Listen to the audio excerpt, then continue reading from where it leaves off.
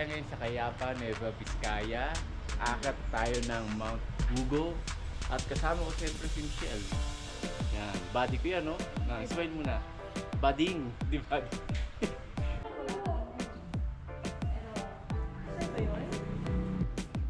Ay, grasyang gala. So ngayong araw, ako yung mag-guide sa inyo.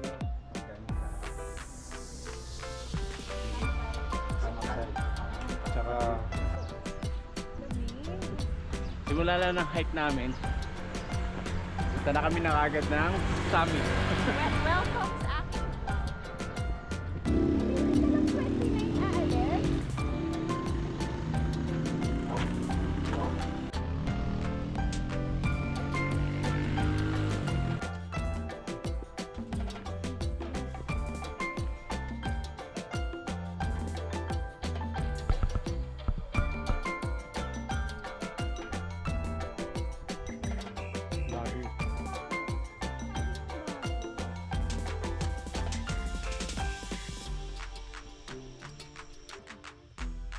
Pwede bang pumasok dito?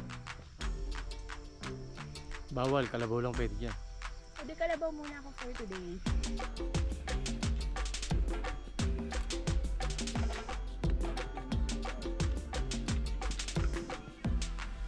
yung kaya ba?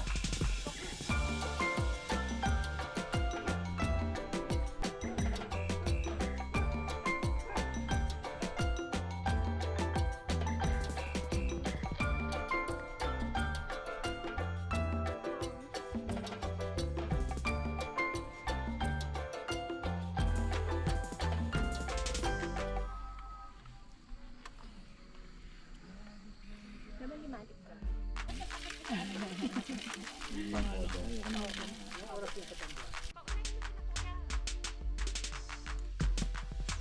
Bayabas, dami bayabas. Ayun o, yung nasa kaso, mababa.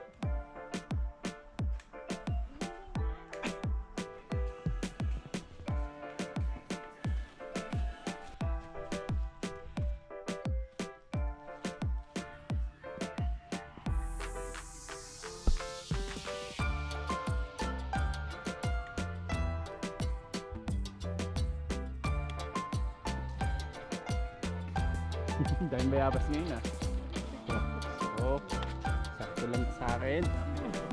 Dami oh.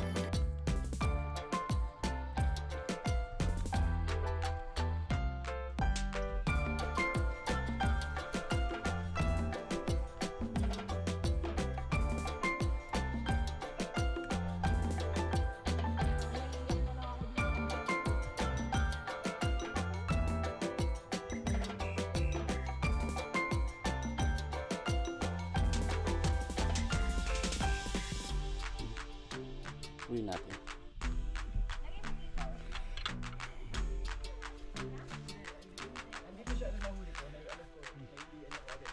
Siya sa waiting area.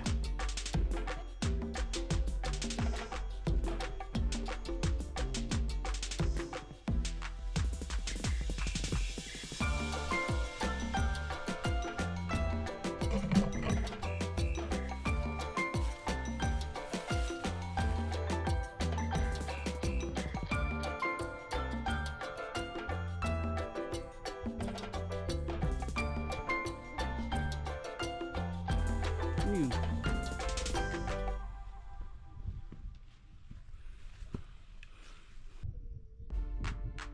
Doon yung pa Mount Ugo. At dito may tindahan naman.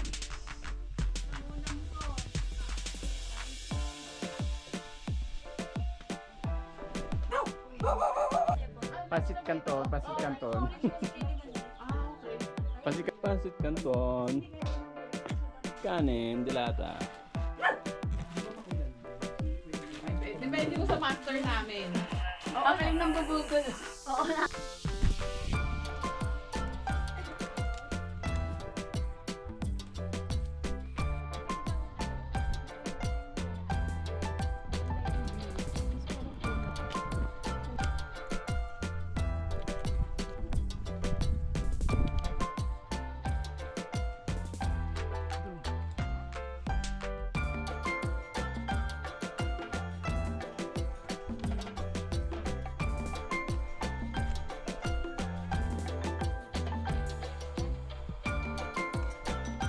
Welcome to Ansip-Sip.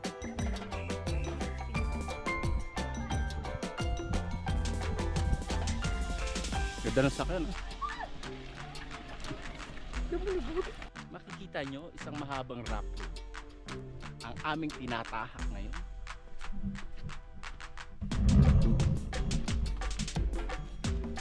Napakahaba.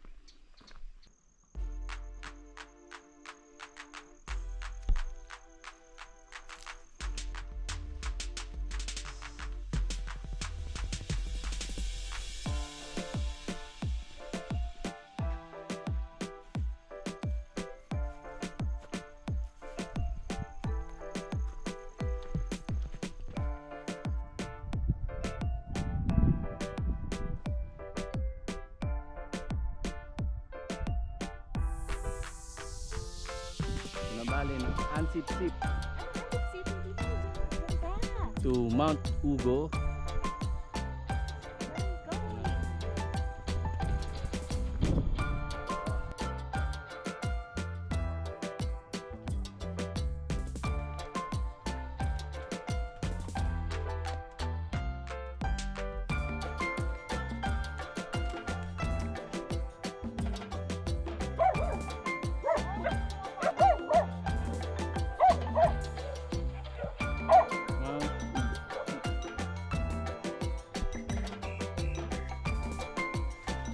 Hello.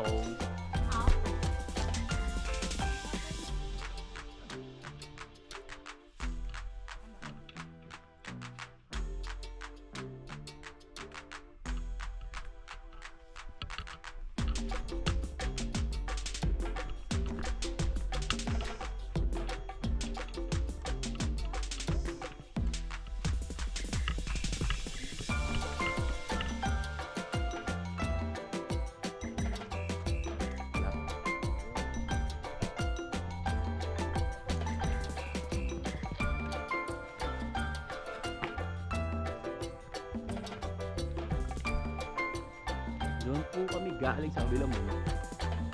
Umiikot lang kami. Tapos wala pa rin sila ngayon. Kapit ko sila.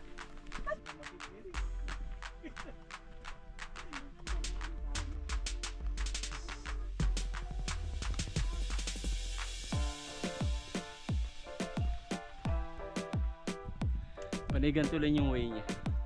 Rough road. Hanggang campsite. Yan, mga repolyo.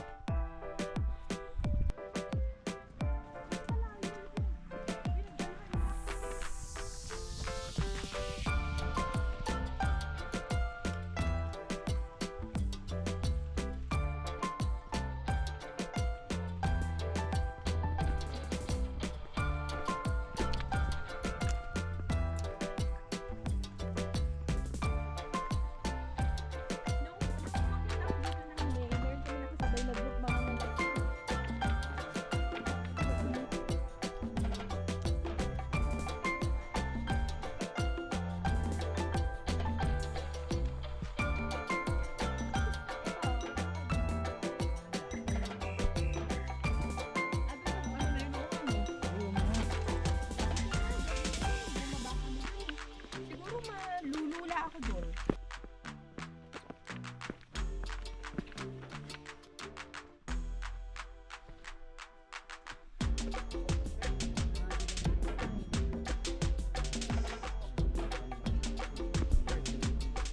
Ah, I'm done.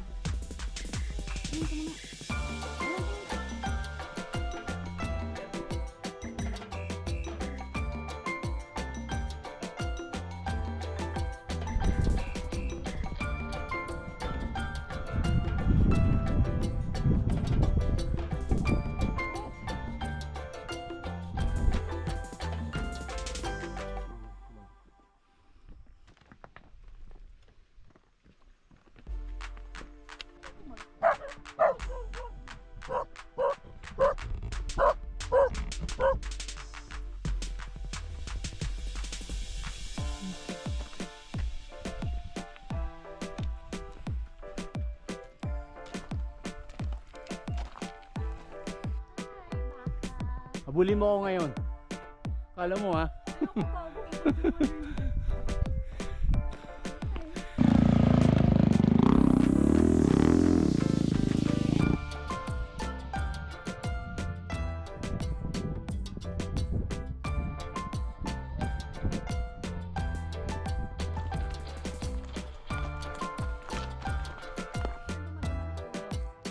Napaakyat lang namin.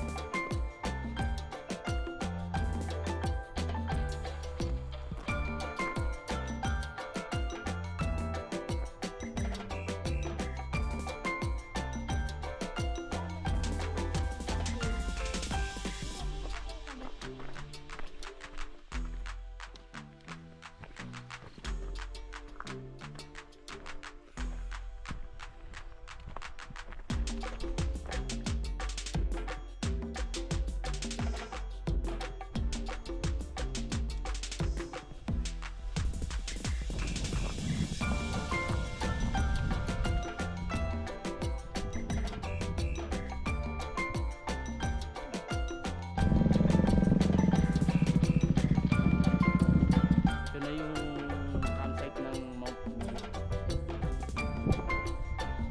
Pitch muna kami ng tent. Ayan, nakaset up na kami ng mga tent namin. Yung tent, motorcycle, right yan. At punta natin sila dito.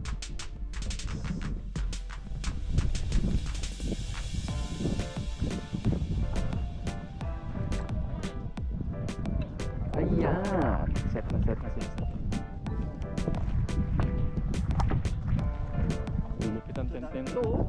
MSR. Hello sir. Morning. Good morning. Yan. Ito ang aming organizer. The Beast Camp Beast. Saka si Gracian Gala. Ay. Yan. Ang hirap mag-shower dito sa ano? Sa Benguet. Yung simple yung pagligo ay nagiging pagsubok. Ate ano? Dito kami sa amin sa ano po. Papainit ako dito. Ang lamig. Bukas asod kami sa papuntang summit ng Magu. Aswang.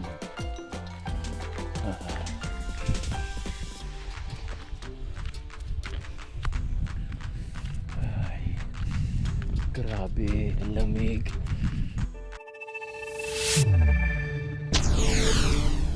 Take me back to a place where I felt at home. Take me back to a day when we weren't alone. Take me back to an age when the world felt small. Way back before we blew it all. Take me back to a place where I felt at home. Take me back to a day when we weren't alone. Take me back to an age when the world felt small.